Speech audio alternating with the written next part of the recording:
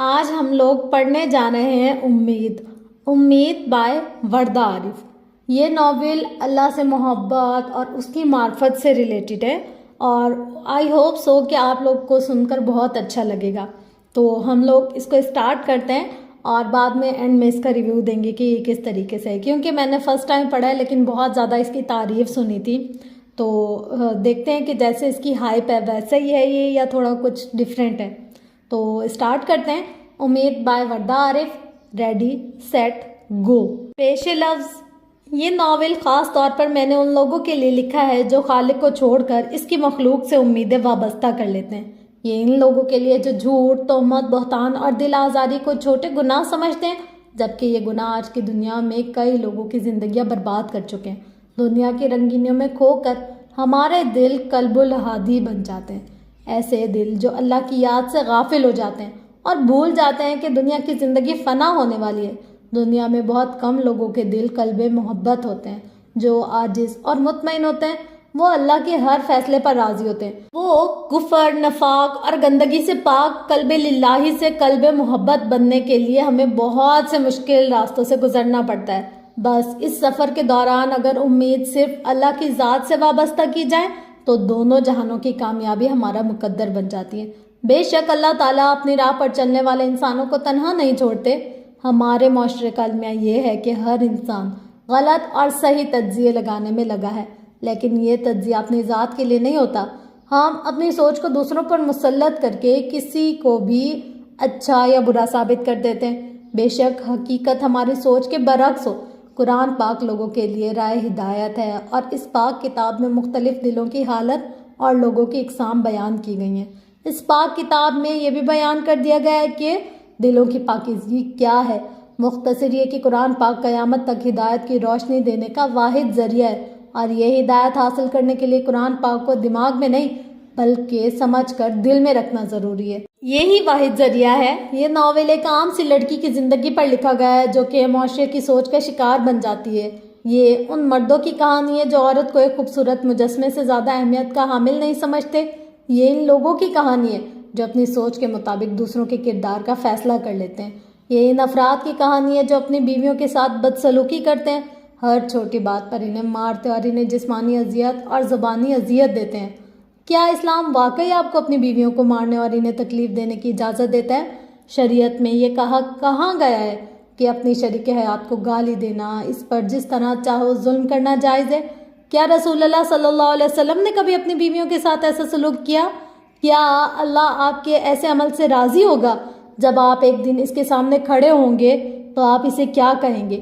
ہاں، یہ سچ ہے، اللہ تعالیٰ نے بیوی کو شوہر کی اطاعت کا حکم دیا ہے اور وہ گھر کا سربراہ ہے، لیکن جس طرح اسے آپ کی اطاعت کرنی چاہیے اسی طرح آپ کو بھی اس سے محبت اور احترام کرنا چاہیے۔ یہ مت بھولنا کہ اس کا بھی تم پر حق ہے۔ اللہ تعالیٰ فرماتا ہے، اور ان عورتوں کے بھی اپنے شوہروں پر ایسے ہی حقوق ہے جیسے ان کے شوہروں کے ان پر، لیکن مردوں کے لیے ان پر ایک درجہ ذمہ داری ہے۔ سورۃ البقرہ۔ رات کی پچھلے پہر بالکل اندھیرے کمرے میں لیمپ کی روشنی کسی ستارے کی چمک کی مانند کمرے کے ایک چھوٹے سے حصے کو روشن کر رہی تھی۔ کمرے کے وسط میں نصب پنکھا اسی رفتار سے حرکت کر رہا تھا جیسے اسے بجلی نہ ہونے کے برابر میسر ہو۔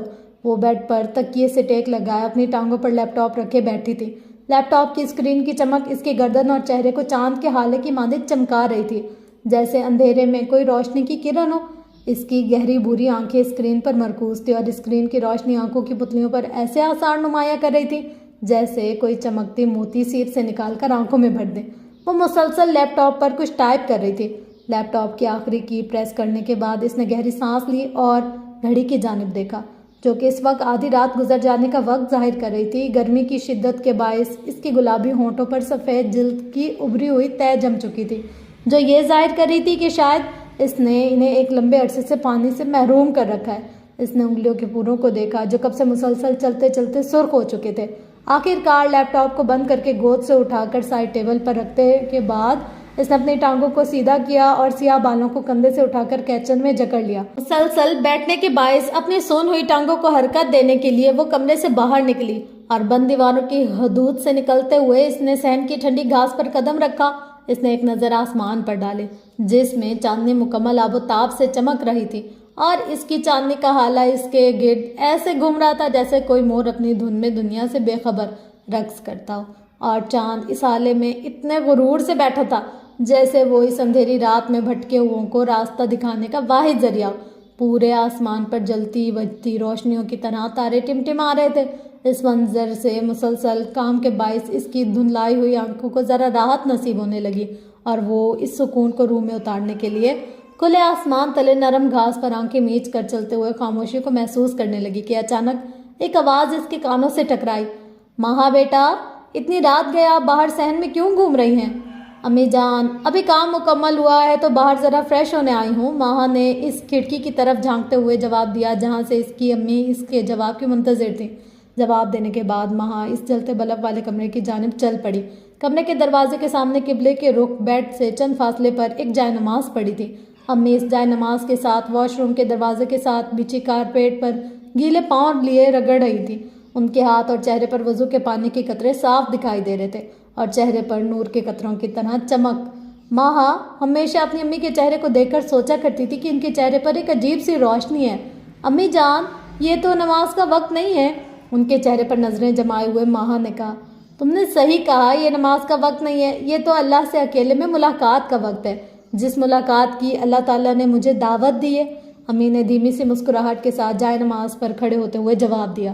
اللہ تعالیٰ امی کو اس وقت ملاقات کے لیے کیوں بلاتے ہیں؟ امی مسلسل ہر رات اتنی تھکن کے بعد آدھی رات کو کیسے جاگ جاتی ہیں؟ انہیں ایسا بھی کیا چاہیے کہ وہ ہر رات تہجد میں اٹھ کر اللہ سے مانگتی ہیں؟ مہا جب رات گئے تک جاگ جائے تو اپنی امی کو تہجد پڑھتے اور اس کے بعد رو رو کر دعا مانگتے دیکھ کر ہمیشہ ان سوالات کے جوابات ڈھونڈنے کا سوچا کرتی تھی۔ اس رات دوبارہ سے وہی سوالات اس کے ذہن میں گردش کرنے لگے۔ یہی سوچتے ہوئے اپنی امی کو عبادت میں مشغول دیکھتے دیکھتے وہ کب سوئی اسے پتہ نہیں چلا۔ ابھی سوچوں میں نیند نے اسے اپنے آغوش میں لے لیا۔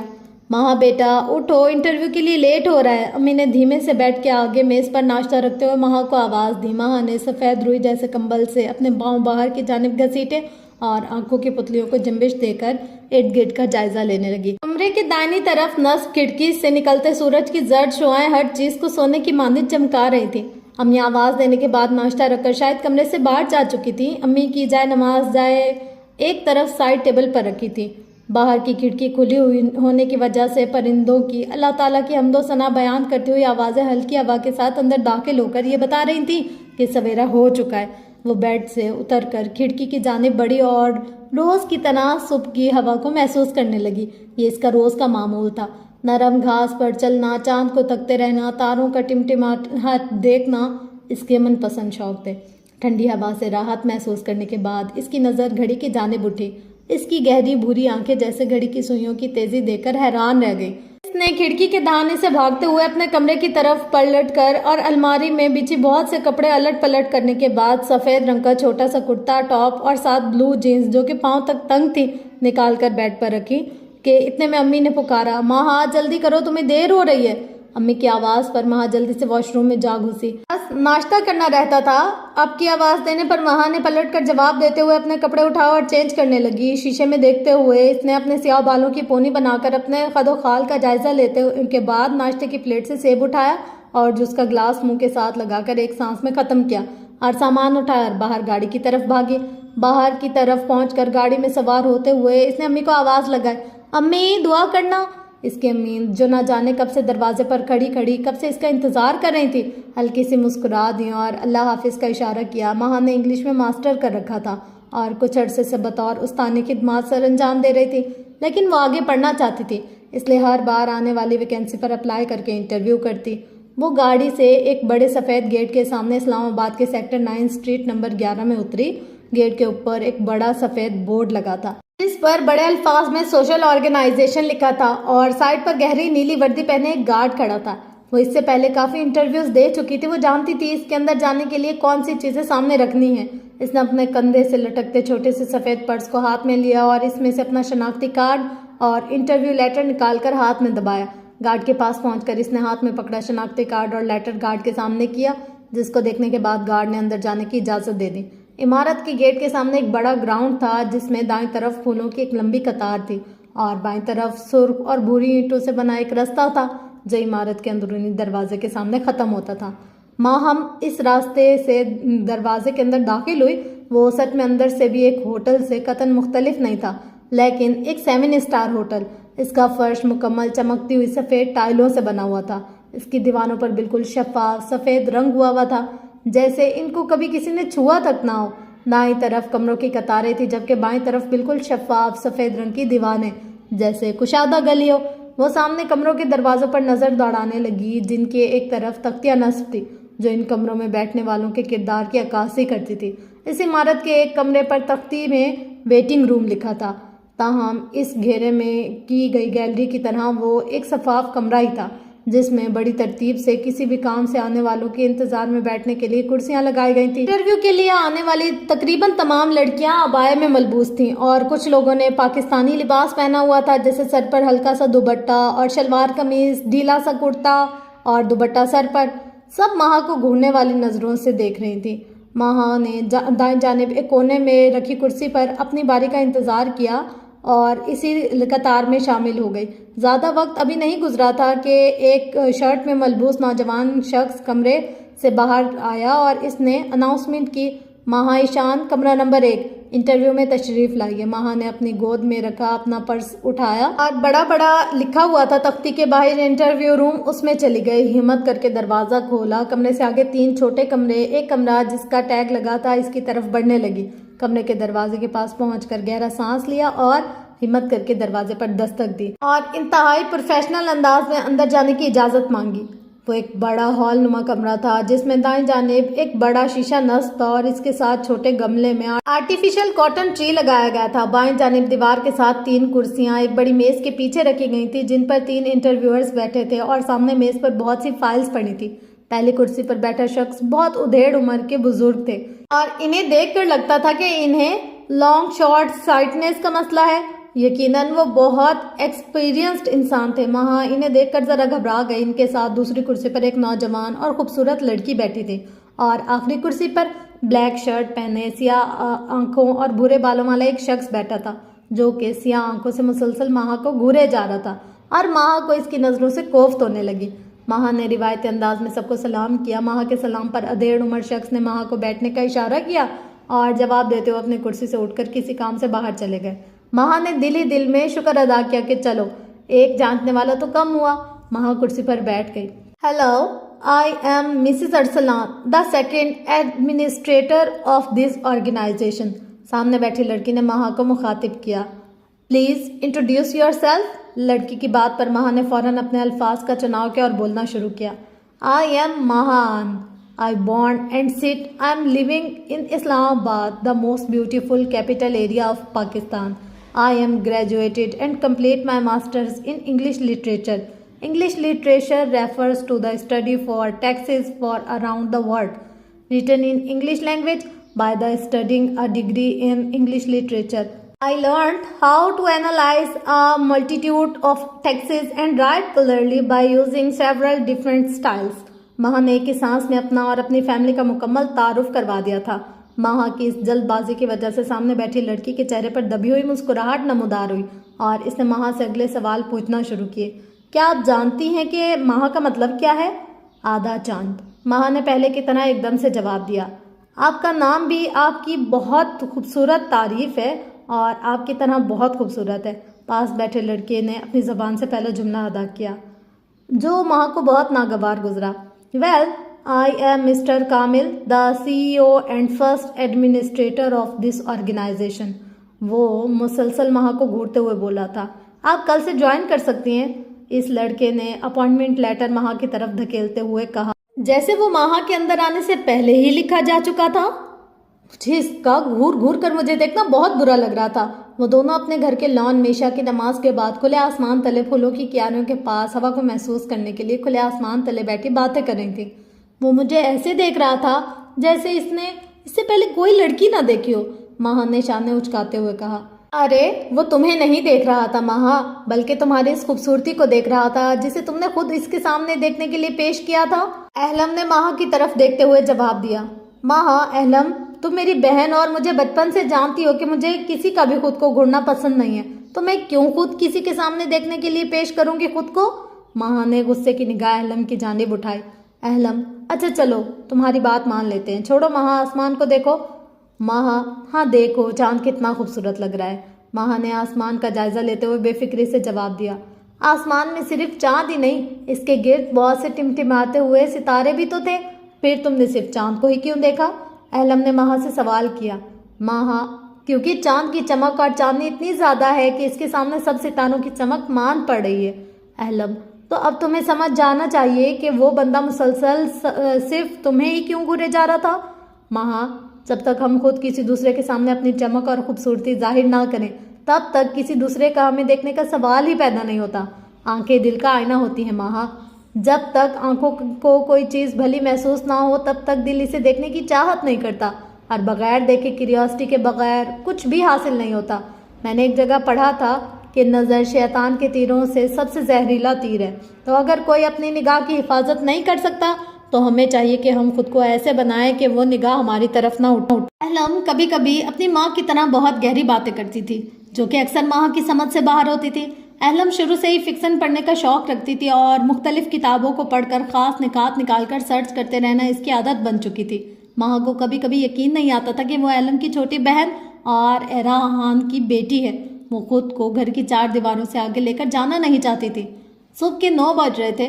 سرخ ٹاپ اور بلیک ٹائز میں ملبوس مہا کالے رنگ کا اسکارف جو کہ مشکل سے گردن اور سر کے کچھ حصے کو ڈھانپ رہا تھا، سیکٹر 9 کی اسٹریٹ 11 میں پودوں کی قطار کے پاس سے چلتے ہوئے آفس کی طرف جا رہی تھی۔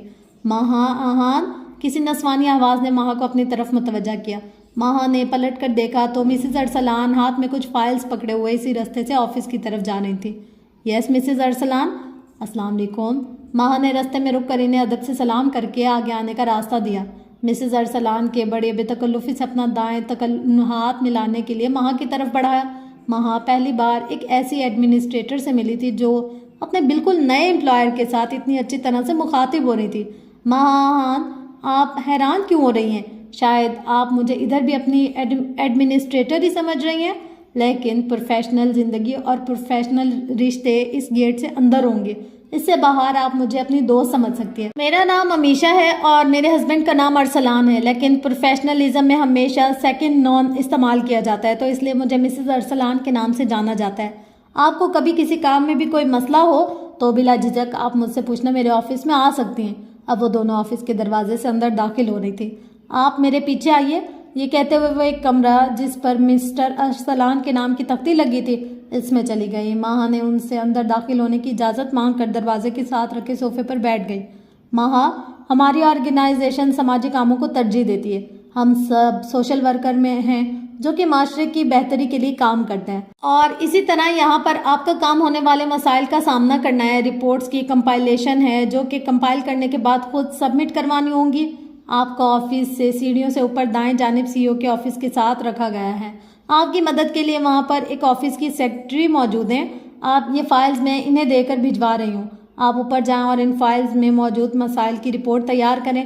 مہا شکریہ بول کر سیڑھیوں سے اوپر چلی گئی تھی۔ سیڑھیوں سے اوپر کمرے پر سی ای او کی بڑی تختی نصب جس کے ساتھ جڑے ہوئے کمرے پر کو ورکر کی تختی نصب تھی جس پر مہا کے نام کا ٹیگ شاید پہلے ہی لگا دیا گیا تھا۔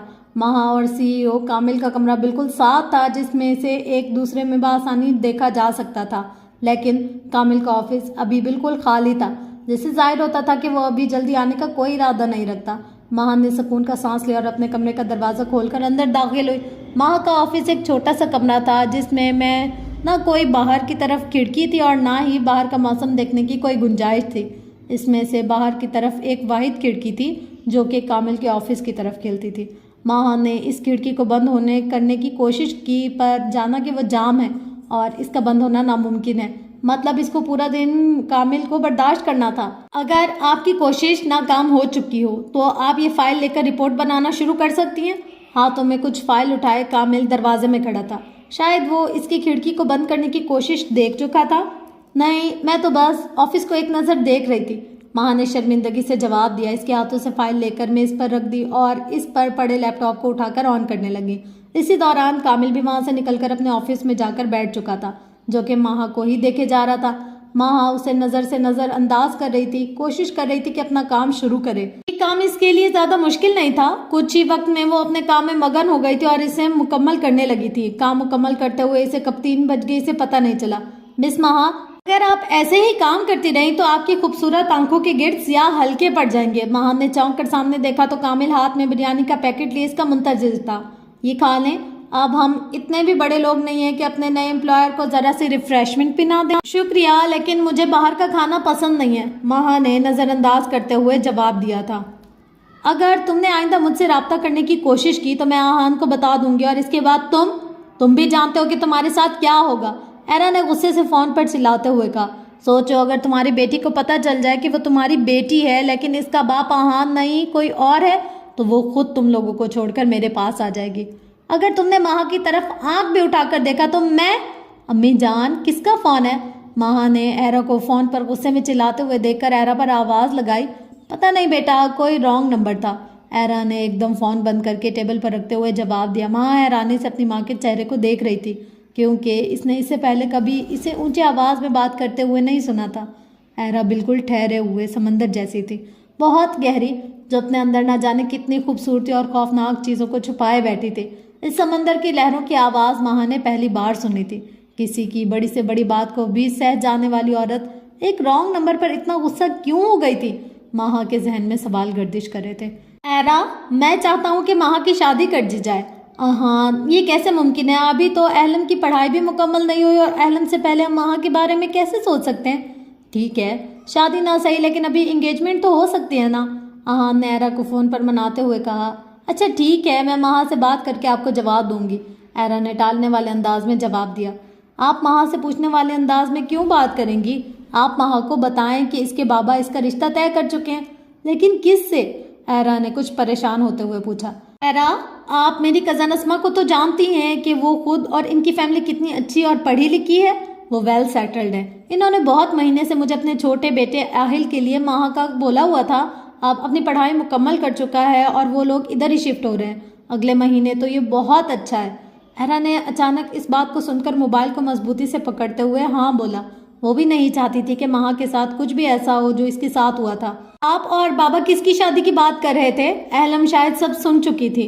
वो दुल्हन की तरह गुलाबी रंग का लहंगा पहने स्टेज पर बैठी थी। इसकी आंखों से आंसू कभी ना रुकने वाली बारिश की तरह बह रहे थे। इसके साथ सफ़ेद कुर्ते पर गुलाबी रंग का वेस्ट कोट पहने नीली आंखों वाला एक नौजवान बैठा था, जो कि महा को देखते हुए हल्की सी मुस्कुराहट दबाए बैठा था। महा आहान, क्या आपको ये निकाह कबूल है? मौलवी की इस बात पर महा ने बरसती आंखों और लरसती आवाज़ के साथ कबूल है बोलकर अपनी ज़िंदगी आहिल के हाथों में थमा दी, जो कि उसे एक नज़र नहीं पाता था। ये उनकी मंगनी का छठा महीना था जब आहिल की फैमिली ने ज़ोर ज़बरदस्ती से महा की फैमिली को सिर्फ निकाह के लिए ये कहकर मना लिया कि रुखसती कुछ महीने के बाद रख देंगे। महा, जो अल्लाह ताला चाहते हैं वही होता है, और वही हमारे हक में सबसे बेहतर होता है। जब वो किसी इंसान को अपने करीब करना चाहते हैं तो इसे आजमाइश से गुजारते हैं। हम इंसान छुपी हकीकतों और चेहरों के पीछे छुपे दागों से वाकिफ़ नहीं होते, लेकिन अल्लाह की ज़ात दिलों के हाल जानती है। जब तुम अल्लाह के फैसलों पर सर झुका लोगी तो तुम्हारे कल्ब में ऐसा सुकून दाखिल हो जाएगा जो पूरी दुनिया मिलकर भी तुमसे नहीं छीन सकती। अहलम इसके मेहंदी लगे हाथों को अपने हाथों में लेकर उससे बेहिस वो हरकत मुजस्मे से बातें कर रही थी, जो सुबह से खाली आंखों में आसमान को तके जा रही थी। इसकी आंखें बता रही थी जैसे वो अब इस दुनिया की वसअतों में भी घुटन महसूस कर रही है। शायद ये इन सब हालात का नतीजा था जो पिछले कुछ महीनों में इसने बर्दाश्त किए थे। मैं एक अनजान आदमी से शादी करने का फैसला कर लूँ बगैर इसे जाने, मैं किसी सूरत इस रिश्ते के लिए हाँ नहीं करूँगी, वो सख्त वसीले लहजे में एरा से कहने लगी थी। देखो महा, ये तुम्हारे बाबा का फैसला है। वो इन्हें ज़बान दे चुके हैं और तुम जानती हो वो जान दे देंगे, लेकिन अपनी कही हुई बात से पीछे नहीं हटेंगे। ज़बान देने का मतलब तुम्हारे ख़ानदान में क्या होता है तुम जानती हो, और मुझे पता है कि तुम हमारा मान नहीं तोड़ोगी। अम्मी जान, आप तो बाबा को मना सकती हैं ना, महा ने इल्तिजा की। महा, उनका फ़ैसला तुम्हारी बेहतरी के लिए होगा। हम तुमसे बहुत प्यार करते हैं और हम उम्मीद करते हैं कि तुम हमारा सर किसी के सामने नहीं झुकने दोगी। ये कहते हुए एरा वहाँ से दूसरे कमरे की तरफ चली गई। एरा के ये अल्फाज महा के दिमाग पर जादू करके इसकी ज़बान को चुप का रोज़ा रखवा चुके थे। अब इसे मान ही तो रखता था। वो इस रिश्ते को तस्लीम नहीं कर पाई थी, लेकिन तोड़ती भी तो क्यों? उसके पास इसे तोड़ने की वजह कोई मौजूद नहीं थी। उसकी ज़िंदगी में कोई ना था जिसके नाम की दुहाई देकर वो इस रिश्ते को ख़त्म करवा देती, और अब उसे इज़्ज़त का पास भी तो रखना था। वो जानती थी इस माशरे में अगर वो कुछ बोले तो सबसे पहले उसके अपने ही इसके किरदार पर सवाल उठाएंगे। ان سوالوں کی وجہ سے نہ جانے کتنی بیٹیاں بے دلی سے اپنے گھروں سے رخصت ہو جاتی ہیں۔ آہی لوگ ہمارے ساتھ والے گھر خرید کر اس میں شفٹ ہو چکے ہیں۔ اہلم نے اسے خوشی کی خبر سنائی تھی۔ وہ اس بات پر ہونٹ بند کیے بغیر کسی جواب کے کمرے سے چلی گئی۔ آہل ایک بہت اچھا اور بڑا لڑکا تھا۔ وہ ان کے گھر روز آتا جاتا تھا اور اہلم اور ایرا کا بہت خیال رکھتا تھا۔ وہ ماں کو بھی خوش رکھنے کی پوری کوشش کرتا تھا، لیکن پسند نہ ہونے کی وجہ سے اس کی نہ اس سے کبھی دل میں کوئی جگہ بنی اور نہ ہی اس نے کوئی چیز اس سے شیئر کی۔ اسے کبھی کبھی لگتا تھا کہ یہ اس کی انا ہے جو آہل کو دل میں جگہ نہیں لینے دے رہی، لیکن وہ مجبور تھی۔ ماں، کبھی کبھی ہمیں اپنے دل کی بھی سننی چاہیے، کیونکہ یہ احساسات کا واحد مرکز ہوتا ہے۔ جب ہمارا دل ہی مطمئن نہ ہو تو ہمارے دماغ میں کسی چیز کو خوشی سے قبول کرنے کے لیے پیغام نہیں جاتا۔ اور شادی تو اتنا بڑا فیصلہ ہے کہ اپنی پوری زندگی ایک انسان کو سونپ دینے کا نام ہے۔ دیکھو، ہمارے آخری نبی حضرت محمد صلی اللہ علیہ وسلم نے بھی حضرت فاطمہ سے پوچھا تھا کہ علی رضی اللہ تعالیٰ عنہ کا رشتہ آیا ہے تو کیا ہاں کر دوں؟ انہوں نے پوچھ کر پوری امت کو پیغام دیا کہ نکاح میں رضامندی کتنی ضروری ہے۔ ہمیشہ نے مایا کو سمجھانے کے لیے چائے کا کپ میز پر رکھا۔ بریرہ ایک عرب لونڈی تھی جس کا تعلق عتبہ بن ابی لہب سے تھا۔ اسے ایک غلام سے شادی کرنے پر مجبور کیا گیا جس کا نام مغیث تھا، جس سے اسے منظور نہیں تھا۔ اس کے ساتھ ایک بچہ تھا۔ عائشہ کو اس پر ترس آیا اور اسے خرید کر آزاد کر دیا۔ جب نوجوان عورت آزاد ہو گئی اور اپنے معاملات پر قابو پا رہی تھی تو اس نے اس سے طلاق دے دی۔ مغیث روتے روتے اس کے پیچھے آتا تھا جبکہ وہ اسے ٹکرا دیتی تھی۔ سنن ابو داؤد نے ابن عباس سے نقل کیا ہے کہ مغیث ایک غلام تھا۔ انہوں نے کہا کہ رسول اللہ صلی اللہ علیہ وسلم میری شفاعت اس بریرہ سے کریں۔ رسول اللہ صلی اللہ علیہ وسلم نے فرمایا، اے بریرہ، اللہ سے ڈرو، وہ تمہارا شوہر ہے اور تمہارے بچے کا باپ ہے۔ اس نے کہا، اللہ کے رسول، کیا آپ مجھے اس کا حکم دیتے ہیں؟ انہوں نے کہا، نہیں، میں صرف سفارش کر رہا ہوں۔ پھر اس کے شوہر کے رخساروں پر آنسو گر رہے تھے۔ رسول اللہ صلی اللہ علیہ وسلم نے حضرت عباس رضی اللہ تعالیٰ عنہ سے فرمایا، کیا تمہیں مغیث کی بریرہ سے محبت اور اس کی عداوت پر تعجب نہیں ہوا؟ یہاں پر تم یہ نوٹ کرو کہ جب اس نے پوچھا کہ کیا یہ حکم اس پر عمل کرنا واجب ہے تو محمد صلی اللہ علیہ وسلم نے کہا کہ وہ محض شفاعت کرنے کی کوشش کریں اور اگر ممکن ہو تو مصالحت کروانے کی کوشش کریں۔ وہ کسی کو ایسا کرنے پر مجبور کرنے کی کوشش نہیں کر رہے تھے، وہ جو نہیں کرنا چاہتے تھے۔ تو تم ایسے کیسے فیصلہ مان گئی؟ وہ ہمیشہ کے ساتھ ایک کیفے میں بیٹھی تھی۔ کچھ ہی دنوں میں ان کی بہت اچھی دوستی ہو چکی تھی۔ ہمیشہ اتنے دنوں سے مہا کے چہرے کی رونائی کو ختم ہوتے دیکھ رہی تھی۔ اب وہ اپنے سی ای او کے فلرٹ کرنے پر بھی بے تاثر چہرہ لیے گھومتی تھی۔ ایک زبردستی مسلط کیا گیا رشتہ اس کے سارے احساسات اور ایکسپریشن کو ختم کر چکا۔ آہل بار بار مہا سے رابطے کی کوشش کرتا تھا اور مہا سرسری سا جواب دے کر اس کی باتوں کو ٹال دیا کرتی تھی، جس کی وجہ سے اس کے دل میں عام لڑکیوں کی طرح شک کا طوفان اٹھنے لگا اور اس نے مہا پر آئے روز تنقید کے تیر چلانے کا آغاز کر دیا۔ وہ روز ان کے گھر میں آتا، زبردستی مہا کا موبائل چیک کرتا، اسے کچھ دن کام پر چھوڑنے جانے لگا۔ کچھ ہی دنوں میں وہ مہا کے سارے پاس ورڈ لے چکا تھا، لیکن ابھی تک اسے ایسا کچھ نہیں ملا تھا جو اسے مہا کے اداس اور اس سے دور رہنے کی وجہ بتا سکے۔ اس کے اس رویے کی وجہ سے مہا کو شدید قسم کا سٹریس ہونے لگا اور وہ اپنے ہر دوست سے بالکل الگ رہنے لگی۔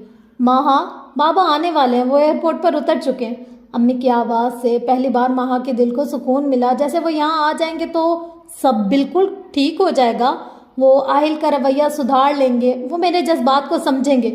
دل ہی دل میں خود کو تسلی دینے لگی۔ وہ جانتی تھی کہ آہان اپنی بیٹیوں سے محبت کرتا ہے۔ بابا، مہا کی آواز سنتے ہی آہان نے مہا کے منہ پر ایک زوردار تھپڑ دے مارا۔ مہا اس تھپڑ کی وجہ نہیں جان پائی۔ آہان، کیا ہو گیا ہے آپ کو؟ ایرا نے فوراً آہان کو روکتے ہوئے پوچھا۔ اہلم نے فوراً آگے بڑھ کر مہا کو تھاما، جو کہ بابا سے ملنے کی خوشی میں کھڑی تھی۔ آپ 2 سال بعد وطن واپس آئیں اور آتے ہی بیٹی سے ایسا سلوک؟ ایرا نے مہا کو گلے لگاتے ہوئے آہن کی آنکھوں میں جھانکتے ہوئے پوچھا۔ اس سے پوچھو کہ میرے پیار میں اور تمہاری تربیت میں کہاں کمی تھی کہ یہ کچھ عرصہ بھی ہمارا مان نہ رکھ پائی؟ آہان نے سخت غصے میں اپنا بیگ ہاتھ سے نیچے پھینکتے ہوئے ایرا کو جواب دیا۔ لیکن بابا، میں نے کیا کیا ہے؟ مہا نے لرزتی آواز کے ساتھ اپنا قصور پوچھا۔ تمہارا قصور نہیں ہے، یہ سب میرا قصور ہے کہ میں نے یہ سمجھا کہ کسی کی ناجائز اولاد میری ایک عزت دار بیٹی بن سکتی ہے۔ کس کا تھا وہ میسج جو آہل نے مجھے بھیجا تھا؟ آخر کون ہے وہ؟ آہان نے غصے سے کانپتے ہوئے مہا سے پوچھا۔ مہا کے پاؤں تلے زمین نکل کر ایک رانگ نمبر سے کیے گئے میسج۔ وہ کچھ نہیں جانتی تھی کہ وہ رانگ نمبر اسے کیوں میسج کر رہا تھا۔ آہل اسے غلط سمجھتے تھے اور اس غلط فہمی کو اس کا گناہ بنا دیا گیا تھا۔ ایک میسج جس میں کسی نے اس کی خوبصورتی کی تعریف کی تھی اور مہا نے اسے نظر انداز کرتے ہوئے بلاک کر دیا تھا۔ مہا بالکل ساکت تھی۔ اس نے آہان کو ہمیشہ اس سے پیار کرتے دیکھا تھا۔ آج وہ کہہ رہا تھا کہ مہا اس کا خون نہیں ہے۔ رات بالکل تاریک تھی۔ باریک سے چاند کی چاندنی پوری دنیا کو روشن کرنے میں ناکام ہو رہی تھی۔ مہا احلم کی گود میں کھلے آسمان تلے سر رکھے لیٹی تھی، جیسے آج اس کا جسم بے جان ہوا تھا۔ اس کے ہونٹ بالکل خشک ہو چکے تھے، اس کی ہر امید ٹوٹ چکی تھی۔ رو رو کے اس کی آنکھیں خالی ہو گئی تھی، بالکل خشک۔ مہا آسمان کو دیکھو۔ احلم نے کب سے چھائی ہوئی اس خاموشی کو توڑا۔ مہا نے احلم کی آواز پر اپنی خالی نگاہوں سے آسمان کو دیکھا، جہاں بالکل باریک چاند کچھ بادلوں کے پیچھے چھپتا چھپاتا جا رہا تھا۔ مہا دیکھو، جب چاند لڑنر بند کا آغاز ہوتا ہے تو یہ چاند اتنا باریک ہے۔ جب نیو مون نظر آتا ہے تو کوئی نہیں جانتا کہ کبھی یہ مکمل چاند بن کر پوری دنیا کو چاندنی بخشنے کی طاقت رکھتا ہوگا۔ نئے چاند مکمل چاند تک جانے کے لیے چاند کو بہت سے فیزز سے گزرنا پڑتا ہے۔ یہی حال ہماری زندگی کا بھی ہے۔ ہمیں بھی مکمل ہونے کے لیے اور دنیا کے سامنے مکمل انسان بن کر آنے کے لیے بہت سے حالات سے گزرنا پڑتا ہے۔ مکمل بننے کے لیے ہمیں چلتے رہنا چاہیے اور پھر ایک دن مکمل چاند کی چاندنی دنیا میں پھیل جائے گی۔ ہم ادھورے نہیں ہوتے، ہم بس خود کو ادھورا اکیلا سمجھ رہے ہوتے ہیں، جبکہ اللہ تعالیٰ تو ہر وقت ہماری شہرت سے بھی زیادہ ہمارے قریب ہوتے ہیں۔ تو ان کے ہمارے دل میں ہوتے ہوئے اور اتنا قریب ہوتے ہوئے کیا ہم ادھورے اور بہت اکیلا محسوس کر سکتے ہیں؟ احلم جانتی تھی کہ مہا نے ہمیشہ صرف آہان کا لاڈ پیار دیکھا تھا۔ احلم کی باتوں پر مہا کی آنکھوں سے چند آنسو نکل کر اس کے رخسار پر پھیل گئے۔ احلم کی گود سے سر اٹھاتے ہوئے مہا نے ایرا کو اپنی طرف آتے ہوئے دیکھا۔ امی، میں کس کی بیٹی ہوں؟ مہا نے نم آنکھوں اور لرزتی آواز کے ساتھ ایرا سے پوچھا۔ مہا کے سوال پر ایرا کے قدم ایسے رک گئے جیسے وہ پتھر کی بت بن چکی ہو۔ میری بیٹی ہو، ایرا نے ہچکچاتے ہوئے جواب دیا۔ صرف آپ کی؟ مہا نے تجسس سے ایرا پر ایک اور سوال داغ دیا۔ ایرا نے مشکل سے اپنی زبان سے چند الفاظ ادا کیے۔ ہاں، صرف میری۔ مہا کو اپنی سماعت پر یقین نہیں آ رہا تھا کہ جس کو وہ بچپن سے باپ کے روپ میں دیکھتی آئی تھی وہ اس کا اصل باپ نہیں تھا۔ وہ دلہن کے لباس میں تیار ہوئی کسی حور سے کم نہیں لگ رہی تھی۔ اس کی سبز آنکھیں، سیاہ بال جادوئی چمک دکھا رہے تھے۔ اس کی آنکھیں خوبصورت بہت تھیں، لیکن آنسو ان کی دہلیز پر آ رکے تھے، جیسے ان آنکھوں کو اب وہ بھگونا نہیں چاہتی تھی۔ اب ان آنکھوں میں امید کی کرن دکھائی نہیں دے رہی تھی جو اس کا نکاح نامے میں اس کے ہمسفر کا نام تبدیل کر دے، جس سے وہ گزرے دن سائن کر چکی تھی۔ یہ خاندان کا زبردستی فیصلہ تھا۔ وہ ایرا سے ایرا زوہان بن چکی تھی۔ دیکھنا، ایک دن ہوگا جب تم سرخ جوڑے میں لپٹی کسی خوش نصیب پری کی طرح میری زندگی میں پہلا قدم رکھو گی۔ کسی کے کہے ہوئے یہ الفاظ اس کے دل کو تیز خنجر کی طرح زخمی کر رہے تھے۔ وہ اپنے ہاتھوں کی لکیروں کو دیکھ رہی تھی جس میں اس کی چاہت کا دور دور تک نام و نشان موجود نہیں تھا۔ میں جانتا تھا کہ میری بیٹی میرا مان نہیں توڑے گی۔ فخر سے سینہ تانے اس کے والدین اس کے سامنے خوشی منا رہے تھے۔ سرخ جوڑے میں لپٹی وہ لاش دفن ہونے جا رہی تھی۔ میں کسی اور کو پسند کرتی ہوں۔ پھولوں سے سجے کمرے میں اس کے خاموش ہونٹوں نے پہلا جملہ ادا کیا تھا۔ زاویان کو لگا جیسے اس نے کچھ غلط سن لیا ہو۔ احرا نے بہت کر کے دوسرا جملہ ادا کیا۔ میں آپ کے ساتھ نہیں رہنا چاہتی۔ زاویان، جو کہ ایرا کو بچپن سے بہت پسند کرتا تھا، خاموشی سے بیٹھ کے دھانے پر بیٹھ گیا۔ ایرا یہ تصور بھی نہیں کر سکتی تھی کہ ایک مرد خود پر اپنے جذبات پر اتنا قابو رکھ سکتا ہے۔ وہ کون ہے؟ زاویان نے مدھم سے لہجے میں اپنے ہاتھوں کی انگلیوں کو زور سے دباتے ہوئے پوچھا۔ اسد، ہم 2 سال پہلے ملے تھے۔ وہ سبزی کی ایک چھوٹی سی دکان چلاتا تھا جس کی وجہ سے وہ میرے گھر رشتہ نہیں بیچ سکتا تھا۔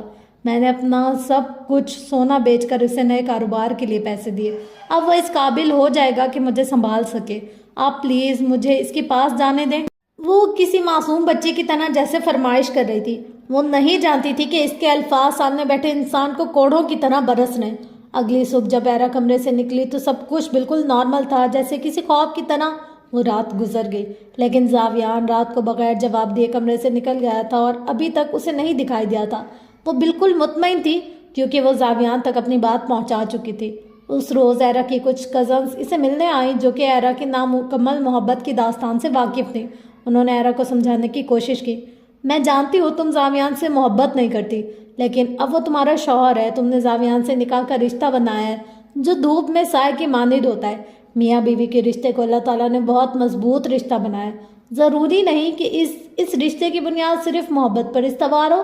اگر اس میں صرف محبت نہ ہو لیکن عزت، خیال اور ایک دوسرے کا مان رکھنا ہو تو پوری زندگی اس بندھن میں خوشی سے گزاری جا سکتی ہے۔ وہ ان سب باتوں سے بے نیاز اپنی سوچوں میں گم بیٹھی ان باتوں کو سن کر نظر انداز کر رہی تھی۔ اس رات زاویان کمرے میں نہیں آیا۔ جب ایرا کمرے میں پہنچی تو بیڈ پر ایک سرخ لفافہ پڑا تھا۔ ایرا نے جب وہ لفافہ اٹھایا تو اس میں ایک گلاب کے ساتھ 2 کاغذات بھی تھے۔ ایرا نے پہلا کاغذ کھولا جس پر کچھ اس طرح کے الفاظ درج تھے: ایرا، زاویان، شاید یہ میں آخری بار اپنا نام تمہارے نام کے ساتھ جوڑ کر لکھ رہا ہوں، کیونکہ جو قدم میں اٹھانے جا رہا ہوں اس کے بعد میرا نام تمہارے نام کے ساتھ لکھا جانا جائز قرار نہیں دیا جائے گا۔ میں شاید اس دنیا کا پہلا شوہر ہوں جو خود اپنی بیوی کو کسی اور کا محرم بننے کے لیے آزاد کر رہا ہوں۔ میاں بیوی کا رشتہ باہمی محبت اور ایک دوسرے سے راحت پانے کا ذریعہ ہے۔ سورۃ الروم۔ جب اس رشتے میں تمہارے لیے کوئی راحت نہیں تو میں اس کو زبردستی تم پر مسلط کیسے کر سکتا ہوں؟ میں تمہارے لیے اور تمہاری خوشی کے لیے دعا کر سکتا ہوں۔ بس اتنا یاد رکھنا کہ میں نے تمہیں تمہاری محبت کا محرم بننے کے لیے چھوڑا ہے۔ کبھی بھی گناہوں کی دلدل میں پھنس کر میری قربانی کو ضائع نہ کرنا۔ اور یاد رکھنا کہ سورۃ لقمان میں اللہ تعالیٰ نے کچھ آیات نازل فرمائی ہیں جن کے مطابق قیامت کے دن نفسا نفسی کا عالم ہوگا۔ ہر شخص خود ہی اپنے کیے کا ذمہ دار ہوگا۔ کوئی قریبی رشتہ دار بھی کسی قسم کا بدلہ نہ دے سکے گا۔ وہ خود ہی اپنے گناہوں کا بوجھ اٹھائے گا۔ کوئی یہ بوجھ اٹھانے کو تیار نہیں ہوگا۔ اس لیے ہمیں اس دن کی ہولناکی سے بچنے کی تیاری کرنی چاہیے۔ ہمیں ہر وقت اللہ سے ڈرتے رہنا چاہیے اور دنیا کے دھوکے سے اپنے آپ کو بچانا چاہیے، کیونکہ محض دنیا کی کامیابی ایک دھوکہ ہے جبکہ اصل کامیابی آخرت میں کامیاب ہونا ہے۔ سورۃ اللقمان۔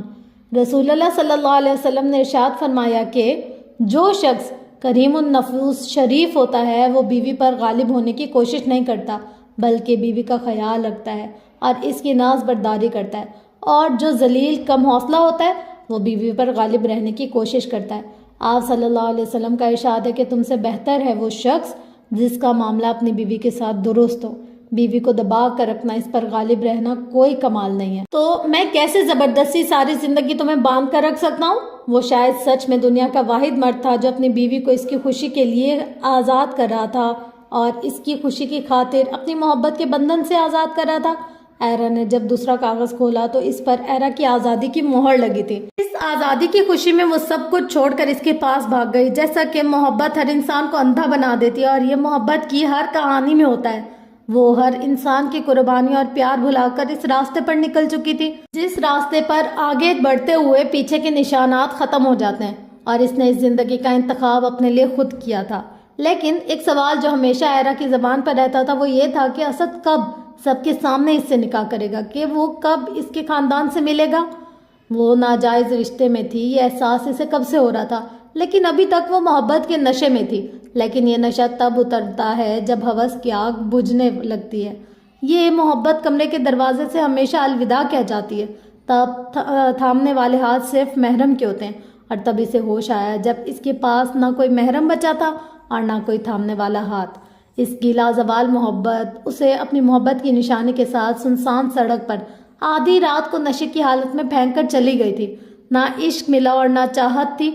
اب تو وہ محبت میں گزری خوشگمان لمحات گناہوں سے لپٹی خاردار جھاڑیوں کی طرح لگتے تھے، اور بڑوں کا کہا ایک جملہ ذہن نشین رہا تھا: اللہ گناہوں پر فوراً سزا نہیں دیتا بلکہ مہلت عطا فرماتا ہے تاکہ انسان برے اعمال سے توبہ کر لے۔ یہ مہلت اسے چھین لی گئی تھی۔ گناہوں میں گزرے وہ 10 مہینے اسے جہنم کی بھڑکتی ہوئی آگ کی یاد دلا رہے تھے۔ وہ قلب للہ تھی، ایک ایسا دل جو دنیا کی رنگینیوں میں کھو کر اللہ کو بھول چکا تھا۔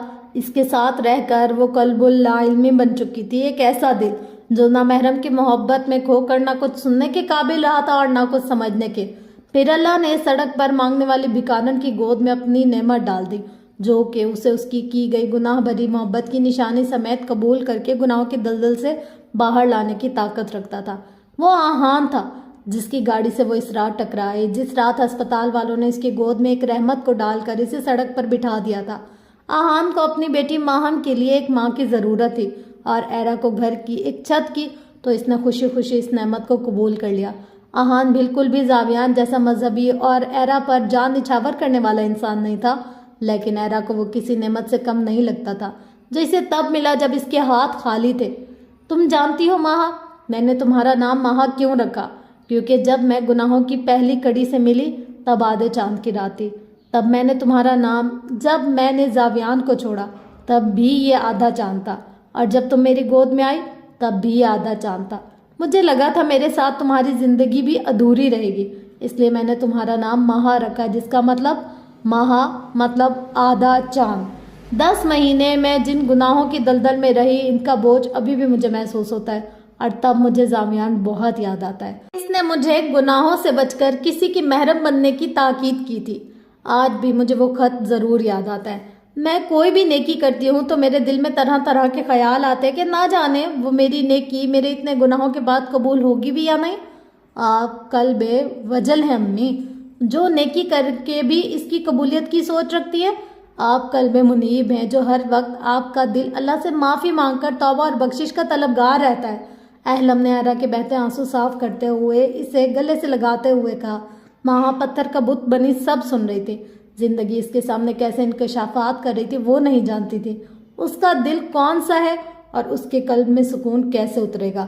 لیکن اس سب کے بعد جلد ہی اس کا آہل کے ساتھ نکاح کا فیصلہ کر دیا گیا تھا. وہ بالکل خاموشی سے سر جھکا گئی تھی. نکاح کے بعد ماں کو لگا کہ اب اس کی بہترین زندگی کا آغاز ہوگا. اس کی امید غلط نہیں تھی. آہل کا رویہ کافی حد تک بدل چکا تھا. اہرا اور اہلم بھی بہت خوش تھے. آہان بھی فخر رہا جیسے یہ نکاح کروا کر وہ اپنی عزت بچا چکا تھا. ماہا بھی قلب مہدی بن چکی تھی، جو اللہ کے اس فیصلے میں راضی ہو چکی تھی. ماہا نوکری چھوڑ چکی تھی، اور آخری بار جب وہ ریزائن دینے گئی تو کامل بھی وہاں موجود نہیں تھا. 2 مہینوں میں اس کی رخصتی کر دی گئی تھی. وہ اپنی آنکھوں میں کئی سپنے سجائے انجان زندگی میں قدم رکھ چکی تھی. ماہا، ہمارے گھر میں لڑکیاں صرف گھر کے مردوں کی کہی ہوئی بات کو اہمیت دیتی ہیں اور اپنی زندگی ان کی اطاعت اور فرما برداری میں گزار دیتی ہیں. میں تم سے بھی یہی امید کرتا ہوں. یہ چیز ہمیشہ اپنے ذہن میں رکھنا کہ میں اپنی عزت اور غیرت پر کوئی کمپرومائز نہیں کروں گا. مر جاؤں گا لیکن سر کسی کے سامنے نہیں جھکاؤں گا. یہ میری فطرت ہے اور میری بیوی ہونے کے ناطے تمہیں ان سب باتوں کا خیال رکھنا ہوگا.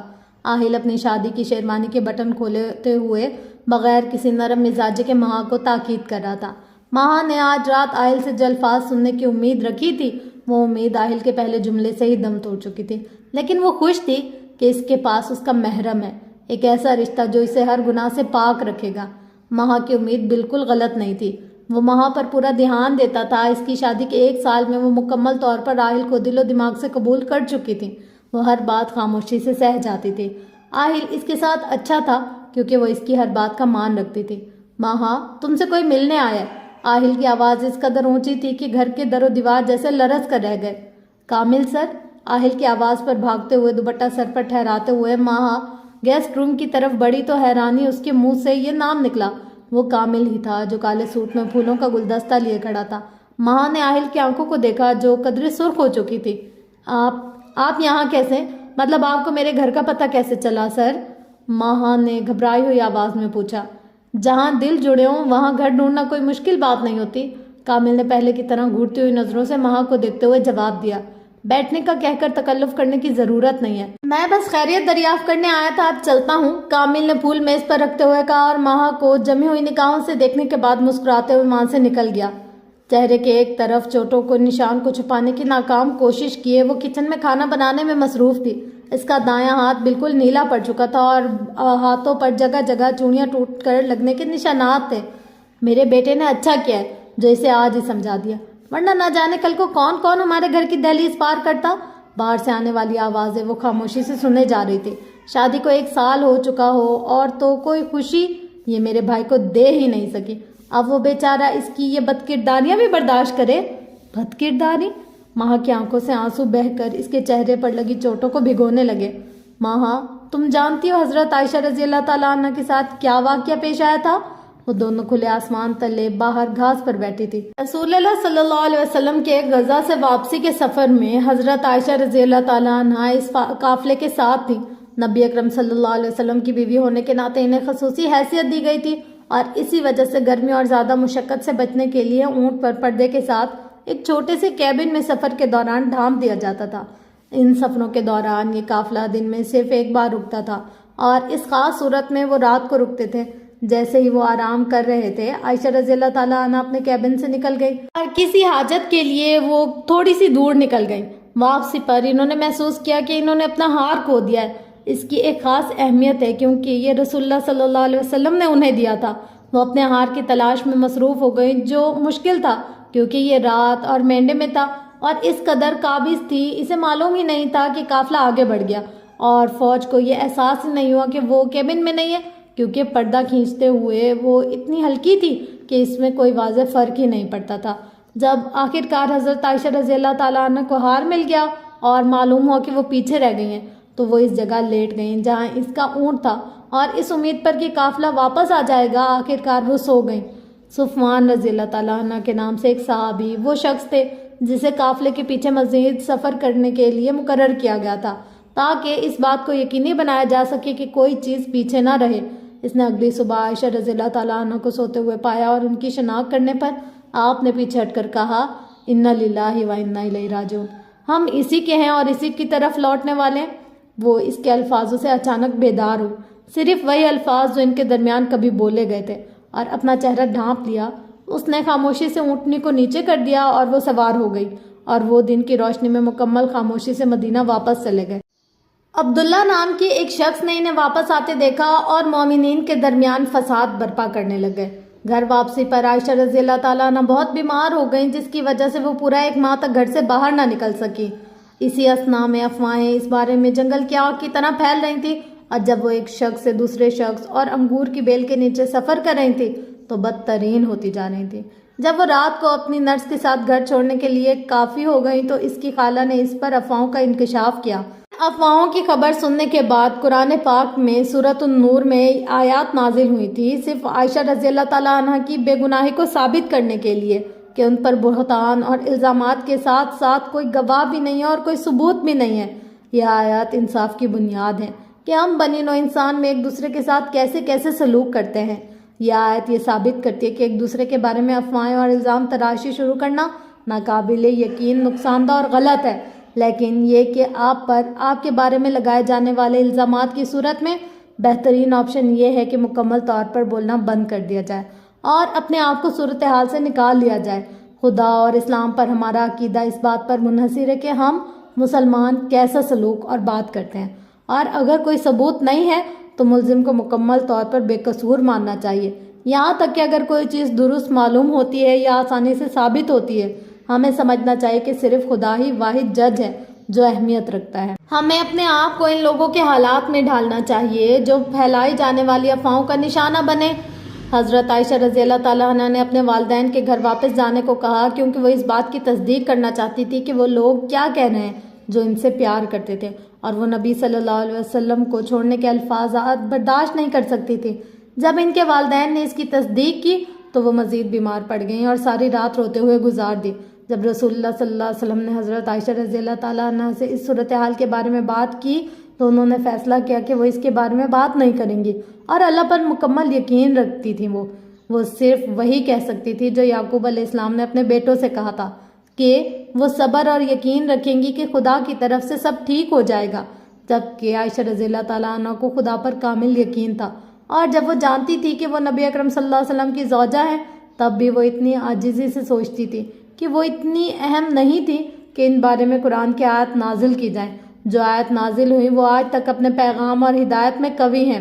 سورۃ النور میں نازل ہونے والی آیات نے نہ صرف عائشہ رضی اللہ تعالیٰ عنہ کی بے گناہی کو ظاہر کیا بلکہ بہتان اور الزامات کے ساتھ ساتھ ثبوت اور گواہوں کی ضرورت کی وضاحت کے طور پر بھی آیا۔ یہ آیات انصاف کی بنیاد ہے کہ ہم بنی نوع انسان میں ایک دوسرے کے ساتھ کیسے سلوک ہوتا ہے۔ یہ آیت یہ ثابت کرتی ہیں کہ ایک دوسرے کے بارے میں افواہیں اور الزام تراشی شروع کرنا ناقابل یقین، نقصان دہ اور غلط ہے، لیکن یہ آپ پر آپ کے بارے میں لگائے جانے والے الزام کی صورت میں بہترین آپشن ہے کہ مکمل طور پر بولنا بند کر دیا جائے اور اپنے آپ کو صورتحال سے نکالا جائے۔ ایک دن اس کے ساتھ بھی سب اچھا ہوگا۔ اہلم کی باتوں کو یاد کر کے وہ اپنی امید کو مضبوط کرنے لگی۔ چاند اپنی ویکسنگ ریسنٹ سٹیج پر تھا۔ آج آہل کو گھر آنے میں دیر ہوئی تھی، نہ جانے ساری فیملی صبح سے کہاں ہے۔ وہ کئی سوچے ذہن میں لیے دہلیز پر بیٹھی تھی۔ اس دن کے بعد سے آہل اور گھر والوں کا رویہ بد سے بدترین ہوتا جا رہا تھا، لیکن اسے امید تھی کہ ایک دن یہی لوگ اسے خوشی سے تسلیم کریں گے۔ ہارن کی آواز پر مہار دوڑتی ہوئی دروازے کی اوٹ سے جھانکی۔ باہر پھولوں سے سجی گاڑی اس کی منتظر تھی۔ اس کی سانسیں تھمنے لگیں۔ سامنے گاڑی سے اترنے والا سجا ہوا دولہا آہل تھا اور اس کے ساتھ سرخ جوڑے میں لپٹی ایک لڑکی تھی۔ وہ جوڑا مہا کا تھا، لیکن وہ لڑکی مہا نہیں تھی۔ آج تک جو آہل کی محبت کی امید مہا نے باندھی تھی، وہ محبت اسے دینے سے پہلے ہی بانٹ چکا تھا۔ مہا ایرا کی آواز پر مہا نے آنکھیں کھولی۔ اسے لگا یہ خواب تھا جو گزر گیا۔ وہ اپنے سسرال کے گیسٹ روم میں بیڈ پر لیٹی تھی۔ ایرا اس کا ہاتھ تھامے اس کے پاس بیٹھی تھی۔ مہا نے گیسٹ روم میں کسی اور کو نہ دیکھ کر سوال پوچھا، امی جان، آہل کہاں ہیں؟ آپ یہاں کیسے؟ آپ تو مجھ سے ملنے بھی نہیں آتی تھی، آپ آج کیوں آئی ہیں؟ مہا، تم جانتی ہو عورتوں کے بارے میں مردوں کو کیا حکم دیا گیا ہے؟ انہیں کہا گیا ہے کہ عورتوں کے معاملے میں اللہ تعالیٰ سے ڈرو۔ مہا، تم اپنے شوہر کی اطاعت کرتی تھی، ایسے میں تم سے ملنے آتی تو ہو سکتا تھا میں تم کو ایسی کوئی ہمت جگاتی کہ تم اس کی نافرمان بن جاتی۔ آہل تمہارا گنہگار ہے، لیکن میں نہیں چاہتی کہ تم بھی اس کی گنہگار بن جاؤ، تب میں نے تمہارے سے فاصلہ رکھا۔ آج کل جو آدمی اپنی عورت کے لیے دروازہ کھولتا ہے، اسے ایک شریف اور مہذب آدمی سمجھا جاتا ہے۔ معاشرے اور ارد گرد کا ہر فرد اس کی بہت تعریف کرتا ہے۔ 15 صدیاں پہلے یہ شرمناک تھا، اپنی بیوی کی عزت کرنا شرمناک تھا۔ یہ ظاہر کرتا تھا کہ آپ مرد نہیں ہیں۔ اس وقت نبی اکرم صلی اللہ علیہ وسلم زمین پر ٹیک لگاتے تھے اور اپنی بیوی کے لیے گھٹنے ٹیکتے تھے کہ وہ گھوڑے پر چڑھ جائیں۔ مجھے افسوس ہے مہا کہ میں نے تمہیں اس پرانی صدی کے مرد کے ہاتھوں میں سونپ دیا ہے، ایرا نے مہا کو تسلی دیتے ہوئے کہا۔ مہا نے گھڑی پر نظر دوڑائی تو رات کے 2 بج رہے تھے۔ وہ جھٹ سے بیڈ سے اتری اور بھاگتے ہوئے اپنے کمرے کی جانب گئی۔ راستے میں پھول بکھرے پڑے تھے۔ وہ خواب نہیں تھا، حقیقت تھی جو اب کبھی بدلنے والی نہیں تھی۔ اس کا سامان گیسٹ روم میں شفٹ کر دیا گیا تھا۔ اس کے حصے کی عزت، خیال اور محبت اسے ملنے سے پہلے ہی تقسیم ہو چکی تھی۔ اس کی ایک اور امید ٹوٹ چکی تھی۔ آہل قلب متکبر تھا، جیسے اپنے مرد ہونے پر تکبر تھا، اور مہا کو اس کی لڑکی ہونے کی سزا مل رہی تھی۔ ہم اپنے بیٹوں کو صبح شام نصیحتیں کرتے اور صرف اپنے حقوق گنواتے ہیں۔ بعض اوقات ایسے حقوق گنواتے ہیں جو اصل میں ہمارے حقوق کی فہرست میں آتے ہی نہیں، لیکن ہم میں سے کبھی کسی نے بیٹوں کو پاس بٹھا کر یہ نہیں بتایا کہ بیٹا، نبی اکرم صلی اللہ علیہ وسلم کا فرمان ہے، تم میں سے سب سے بہتر ہیں وہ لوگ جو اپنی عورتوں کے لیے بہتر ہوں۔ ہمارے نبی صلی اللہ علیہ وسلم فرماتے ہیں کہ سب سے زیادہ اچھے اخلاق والا وہ ہے جس کا اخلاق بیوی کے ساتھ اچھا ہو۔ یہ نہیں کہ دفتر اور دکانوں میں، دوستوں کے مجمع میں کون کیسا نظر آتا ہے، بلکہ یہ کہ بیوی کے ساتھ نرم برتاؤ کس کا ہے۔ ایرا نے پہلی بار آہل کے سامنے آ کر اسے سیدھے راستے پر لانے کی کوشش کی، لیکن آہل تو پتھر کا بت بن چکا تھا۔ وہ غلط صحیح کی پہچان کرنا بھول چکا تھا۔ تبھی ایرا نے کہا، آہل، تم جانتے ہو میں نے مہا کو تمہیں سونپا تھا تاکہ وہ تمہارے سائے میں دنیا کے جانوروں سے دور رہے، لیکن تم تو خود ہی اس کے لیے جانور بن چکے ہو۔ آہل، جانور؟ ہاں، جانور اور انسان میں بس عقل کا فرق ہوتا ہے۔ جب عقل پر پردہ پڑ جائے تو انسان جانور سے بھی بدترین ہو جاتا ہے۔ نعمت کی اگر قدر نہ کی جائے تو وہ چھین لی جاتی ہے، تو ان سے بھی چھین لی جائے گی۔ ایرا کسی زخمی شیرنی کی طرح اپنی بیٹی کے بچاؤ میں دھاڑ رہی تھی۔ آہل نے اس سے پہلے کبھی ایرا کو ایسے بولتے نہیں سنا تھا۔ وہ تاریک رات میں اکیلے کمرے میں جائے نماز بچھائے بیٹھی تھی۔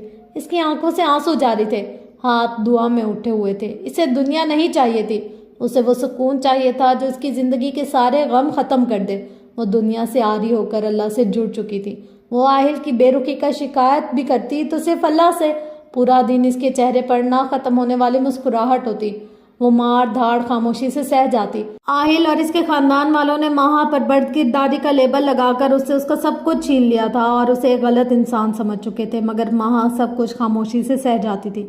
آہل، مجھے اہلم سے ملنے جانا ہے، مہا نے آہل سے درخواست کرتے ہوئے کہا، جو کہ کھانا کھانے میں مصروف تھا۔ آہل، کیوں؟ مہا، کچھ دنوں میں وہ اپنے شوہر کے ساتھ ملک سے باہر چلی جائے گی، مجھے اس کی شادی میں بھی نہیں جانے دیا آپ نے۔ ایک آخری بار مجھے امی کے گھر جانے کی اجازت دے دیں۔ آہل، ٹھیک ہے، تم جاؤ، تمہارا سامان طلاق کے کاغذات کے ساتھ میں ادھر ہی بھجوا دوں گا، کیونکہ میں جانتا ہوں تم وہاں اہلم نہیں بلکہ کامل سے ملنے جا رہی ہو۔ مہا، آہل کیا ہو گیا ہے آپ کو؟ میں آپ کی بیوی ہوں، آپ کی منقوہہ، آپ میرا یقین کیوں نہیں کرتے؟ میرا کامل سے کوئی رشتہ نہیں ہے، وہ کیوں میرے گھر آیا میں نہیں جانتی۔ تو تمہارا مطلب ہے کہ وہ ایک جگہ کا CEO پاگل ہے جو انجان لڑکی کے گھر میں پھول لے کر گھس جائے گا؟ آہل نے پانی کا گلاس میز پر پھینکتے ہوئے مہا کو جواب دیا اور کمرے سے نکل گیا۔ آج تمہارے کمرے میں کون آیا تھا؟ کوئی نہیں، مجھے سچ بتاؤ، آہل نے مہا پر چلاتے ہوئے کہا۔ دیکھو مہا، اگر اس بار تم نے میری عزت کا جنازہ نکالنے کا سوچا تو میں تم سے زندہ رہنے کا حق بھی چھین لوں گا، مجھے سچ بتاؤ۔ آہل، کوئی نہیں، وہ درد کرتا ہوا بازو پکڑ کر بولی، جو کہ آہل نے زور سے دبایا ہوا تھا۔ وہ مہا کو دھمکاتے ہوئے کمرے سے باہر چلا گیا، لیکن آہل کے کانوں تک جو باتیں پہنچی تھی وہ قدرے صحیح تھی۔ مہا سچ میں کسی سے مسلسل باتیں کرتی ہے، مہا کی نند نے اس کی ساس سے کہا۔ باقی میں نے خود سنا ہے، نند نے ماں کو یقین دلاتے ہوئے کہا، جسے رنگے ہاتھوں پکڑیں گے۔ ساس نے چارپائی سے دوپٹہ کھینچتے ہوئے بیٹی کی تاکید کی۔ میرے ساتھ مہا کے کمرے میں چلو۔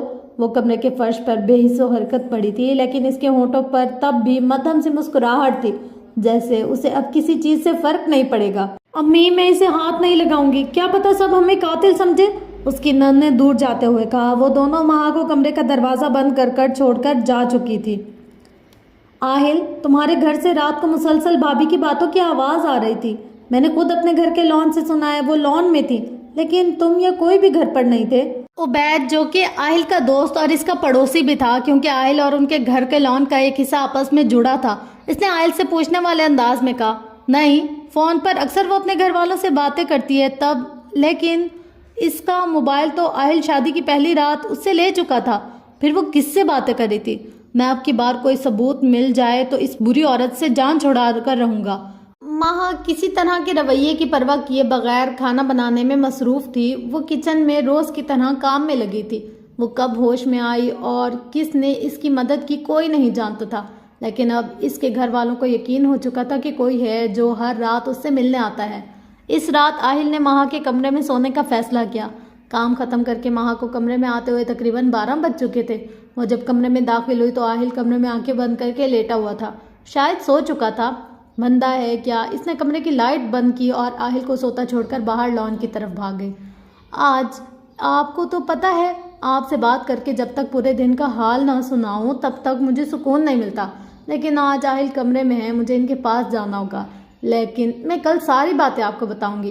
آہل، جو کہ سونے کا ناٹک کر رہا تھا، آج وہ مہا کے باہر جاتے ہی کھڑکی میں کھڑا ہو چکا تھا۔ اب اسے یقین ہو چکا تھا کہ سچ میں اس کے گھر اور باہر والوں کی باتیں جھوٹی نہیں تھی۔ وہ خود مہا کو کسی سے باتیں کرتے ہوئے سن چکا تھا۔ وہ سوچ بھی نہیں سکتا تھا کہ مہا اس کے گھر میں رات کو کسی کے ساتھ دل کے حال بانٹتی پھر رہی ہے۔ مہا کے اندر آتے ہی آہل سامنے کھڑا دیکھ رہا تھا کہ مہا سہم چکی تھی۔ آہل کا خون جوش مار رہا تھا اور اس کے منہ سے یہ الفاظ، باہر کون تھا؟ آہل اتنے زور سے بولا کہ سن کر مہا کا رنگ زرد پڑ چکا تھا۔ میں نے کہا، بتاؤ وہ کون ہے جس کے ساتھ تم رات کو روز باہر ملنے جاتی ہو؟ مہا کی نند اور آہل کی دوسری بیوی بھی کمرے سے باہر نکل آئی۔ امی، آپ صحیح تھی، مجھے اس بد کردار عورت کو اسی دن گھر سے نکال دینا چاہیے تھا جب اس کا عاشق گھر کی دہلیز پار کر کے آیا تھا۔ میں اسے زندہ نہیں چھوڑوں گا، ایسی عورتیں ہی ہمارے معاشرے کو تباہ کرتی ہیں۔ وہ مہا پر کسی بھوکے کتے کی طرح جھپٹا تھا۔ مہا کی آہیں گھر کے کونے سے ٹکرا رہی تھی، لیکن کوئی اسے بچانے کے قدم نہیں بڑھا رہا تھا۔ امی، آج میں نے جان بوجھ کر موبائل چھوڑا، وہ ضرور آج رات دوبارہ اسے ملنے بلائے گی اور آج میں اسے رنگے ہاتھوں پکڑوں گا۔ وہ چائے کا کپ ہاتھ میں پکڑے بڑے سکون سے اپنی امی سے بات کر رہا تھا، جیسے آج اس نے کوئی جنگ جیت لی ہو۔ وہ اپنی جگہ صحیح تھا۔ مہا میسج کر چکی تھی۔ ہاں، یہ سچ ہے کہ اللہ تعالیٰ نے بیوی کو شوہر کی اطاعت کا حکم دیا ہے اور وہ گھر کا سربراہ ہے، لیکن جس طرح اسے آپ کی اطاعت کرنی چاہیے اسی طرح آپ کو بھی اس سے محبت اور احترام کرنا چاہیے۔ یہ مت بھولنا کہ اس کا بھی تم پر حق ہے۔ اللہ تعالیٰ فرماتے ہیں، اور ان عورتوں کے بھی اپنے شوہروں پر ایسے ہی حقوق ہیں جیسے ان کے شوہروں کے ان پر، لیکن مردوں کے لیے ان پر ایک درجہ ذمہ داری ہے۔ سورۃ البقرہ۔ ابن عباس رضی اللہ تعالیٰ عنہ نے اس آیت کے بارے میں کہا کہ یہ ان عورتوں کا حق ہے کہ وہ اپنے شوہر کی طرف سے اچھی صحبت اور حسن سلوک کریں، اور ان کا فرض ہے کہ وہ ان کی اطاعت کریں اور ان کے شوہروں کے کہنے پر عمل کریں۔ ابن زید نے کہا، ان بیویوں کے بارے میں اللہ تعالیٰ سے ڈرو جیسا کہ انہیں تمہارے بارے میں اللہ سے ڈرنا چاہیے۔ کیا آپ کو یہ نہیں معلوم کہ اللہ تعالیٰ نے آپ کو اپنی بیویوں کے ساتھ حسن سلوک اور اپنے گھر والوں کے ساتھ اچھا سلوک کرنے کا حکم دیا ہے؟ اس کی عزت کی جائے اور اس کے ساتھ حسن سلوک کیا جائے، چاہے اس کے بارے میں کوئی ایسی بات ہو جو آپ کو پسند نہ ہو، اور ان کے ساتھ عزت سے رہو۔ اگر تم انہیں ناپسند کرتے ہو تو ہو سکتا ہے کہ تم ایک چیز کو ناپسند کرو اور اللہ تعالیٰ اس کے ذریعے بہت زیادہ بھلائی لے آئے۔ سورۃ النساء۔ اور کیا تمہیں یاد نہیں کہ تم چرواہے اور اپنے ریوڑ کے ذمہ دار ہو؟ رسول اللہ صلی اللہ علیہ وسلم نے فرمایا، تم میں سے ہر ایک چرواہا ہے اور تم میں سے ہر ایک اپنے ریوڑ کا ذمہ دار ہے جو اپنی زیر نگرانی ہے۔ آدمی اپنے گھر کے افراد کا چرواہا ہے اور وہ ان کا ذمہ دار ہے۔ اگر آپ اپنی بیویوں کی ذمہ داری میں کوتاہی کرتے ہیں تو کیا آپ کو احساس ہے کہ یہ کتنا بڑا گناہ ہے؟ کیا آپ اس کے لیے جنت کو خطرے میں ڈالنا چاہتے ہیں؟ کوئی ایسا شخص نہیں جسے اللہ تعالیٰ نے ذمہ داری دی ہو اور وہ اس ذمہ داری کو چھوڑ کر مر جائے لیکن اللہ تعالیٰ اسے جنت سے محروم کر دے۔ کیا آپ کو یہ خیال نہیں آتا کہ آپ کی بیوی کے ساتھ تشدد اس امانت کی خلاف ورزی ہے جو اللہ نے آپ کو سونپی؟ رسول اللہ صلی اللہ علیہ وسلم نے فرمایا، عورتوں کے بارے میں اللہ سے ڈرو کیونکہ تم نے انہیں اللہ کی امانت کے طور پر لیا ہے۔ کیا رسول اللہ صلی اللہ علیہ وسلم کے اخلاق آپ کے لیے بہترین نمونہ نہیں ہے؟ ہمارے نبی صلی اللہ علیہ وسلم نے فرمایا، تم میں سب سے بہتر وہ ہے جو اپنی بیوی کے ساتھ اچھا ہے اور میں تم میں سے اپنی بیویوں کے لیے سب سے بہتر ہوں۔ اور میں آپ کو یاد دلانا چاہتا ہوں کہ بھائی یہ ظلم حرام ہے۔ اللہ تعالیٰ حدیث قدسی میں فرماتے ہیں، اے میرے بندو، میں نے ظلم کو اپنے اوپر حرام کیا اور تم میں سے بھی اسے حرام کیا ہے، لہٰذا ایک دوسرے پر ظلم نہ کرو۔ کبھی نہ بھولنا کہ جو اس طرح کا برتاؤ کرے گا اسے دردناک عذاب ہوگا۔ اس کی وجہ یہ ہے کہ اللہ آپ کو دیکھ رہا ہے اور آپ کے ساتھ جو چاہے اور جب چاہے معاملہ کر سکتا ہے۔ اللہ تعالیٰ فرماتے ہیں، الزام کا طریقہ صرف ان لوگوں کے خلاف ہے جو لوگوں پر ظلم کرتے ہیں اور زمین میں بلا وجہ اور بلا جواز بغاوت کرتے ہیں، ایسے لوگوں کے لیے دردناک عذاب ہے۔ اور آخر میں بیوی کو نصیحت کرنے، اس کے بستر کو چھوڑنے اور پھر اسے مارنے کے بارے میں آیت سورۃ النساء میں استعمال ہوئی، لیکن اس کا غلط استعمال نہ کریں۔ اگر آپ کو اس کی طرف سے کسی برائی کا شبہ ہو، وہ مارنا واقعی مارنا نہیں ہے۔ یہ سمجھایا جاتا ہے کہ یہ صرف ایک چھوٹی سی چیز کے ساتھ ہلکی سی ڈپٹ ہے اور وہ بھی صرف بات کرنے کی نصیحت کرنے اور دور رکھنے کے بعد سنگین اخلاقی بددیانتی کی صورت میں۔ ابن عباس رضی اللہ تعالیٰ عنہ سے کسی نے پوچھا کہ وہ کون سی مار ہے جو سخت نہ ہو؟ فرمایا مسواک وغیرہ کے ساتھ۔ جو مرد اپنی بیویوں پر تشدد کرتے وہ حقیقت میں مرد ہی نہیں ہوتے، وہ دراصل بزدل ہوتے ہیں جو اپنی جسمانی طاقت کا استعمال اپنی عدم تحفظ، بے بسی اور خود اعتمادی کی کمی کو قابو پانے کے لیے کرنا چاہتے ہیں۔ بس ایک حقیقی مرد بنو اور اپنی بیویوں کے بارے میں اللہ سے ڈرو اور ان کے ساتھ حسن سلوک کرو۔ جمعے کے دن کا خطبہ آہل کی آنکھوں کے سامنے ماہا کا چہرہ لا رہا تھا۔ وہ زیادہ گناہ گار ہے یا ماہا؟ کئی سوچیں اس کے دماغ میں طوفان کی طرح گھومنے لگی تھی۔ کیا اس نے ماہا کو اس کا ہر حق ادا کیا تھا؟ وہ سر پکڑے بیٹھا تھا۔ جب اس کی آنکھیں کھلیں تو وہ زمین پر پسمردہ حالت میں تھی۔ اس کے سفید لباس کو اس کا خون اپنے رنگ میں مکمل ڈھانک چکا تھا۔ وہ نہیں جانتی تھی کہ کون اسے اس کے کمرے میں فرش پر چھوڑ گیا تھا۔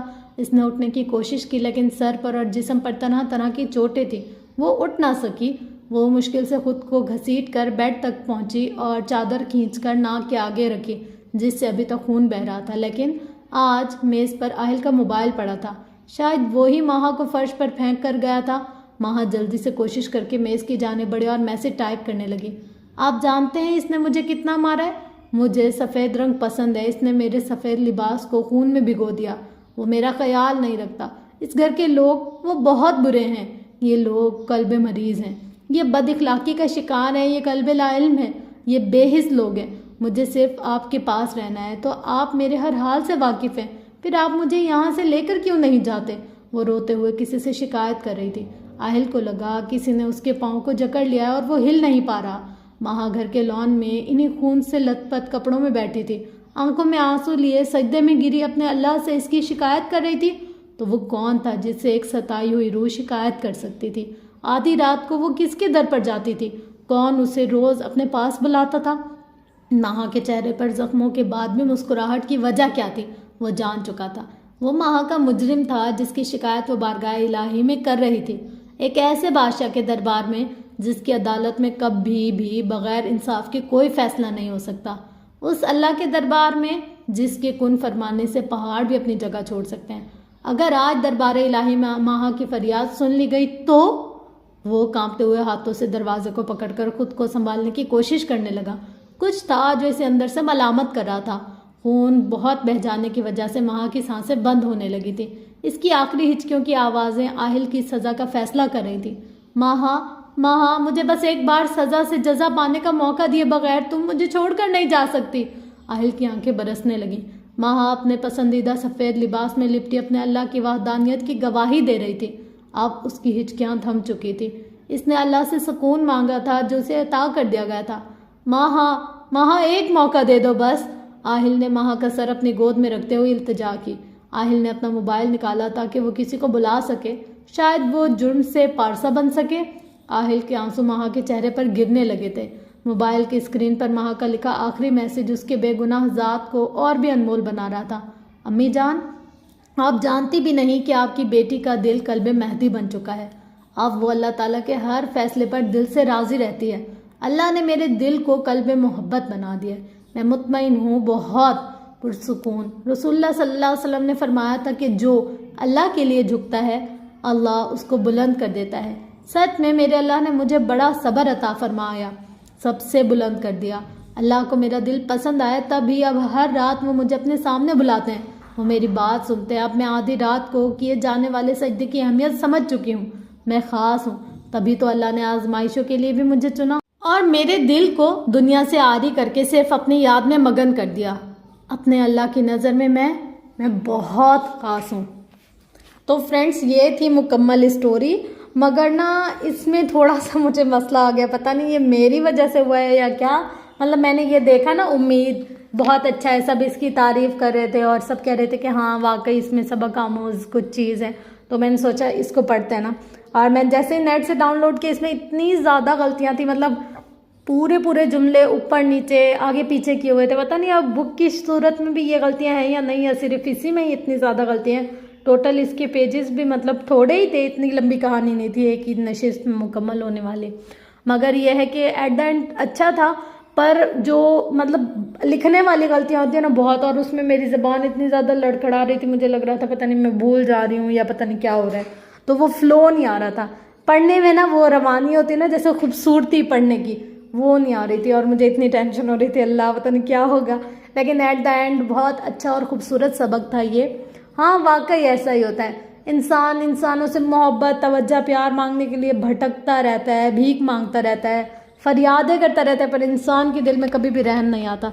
जब जिन दिलों को और जिन लोगों को अल्लाह पुरसुकून कर देना, वहाँ पर फिर दुनिया की चीज़ें या रवैये या इनकी बातें कुछ मायने नहीं रखता। तो बस अच्छा था ये नावल, मगर अगर इसमें इतनी ज़्यादा गलतियाँ ना होती, अब पता नहीं ये जो मतलब PDF फॉर्म में होते हैं नेट पे, इनमें ज़्यादा गलतियाँ थी या फिर ये है कि पूरी बुक में ही ऐसे होंगी। खैर, आप लोग अपना फीडबैक ज़रूर दीजिएगा कमेंट सेशन में, और अपना बताइएगा आप लोग को कैसा लगा ये उम्मीद सुनकर। बस ये कंप्लीट नावल था, एक ही एपिसोड में मैंने सोचा आप लोग के साथ शेयर कर दूं। होप सो कि आपको भी अच्छा लगा होगा और आप लोगों ने एंजॉय किया होगा। अगर मेरी आवाज़ आप लोग को थोड़ी थोड़ी अजीब लग रही थी ना बीच बीच में, तो वो इसी वजह से हो रही थी कि मतलब बहुत सारी गलतियाँ थी और मुझे समझ में नहीं आ रहा था इसको कैसे अदा करना है।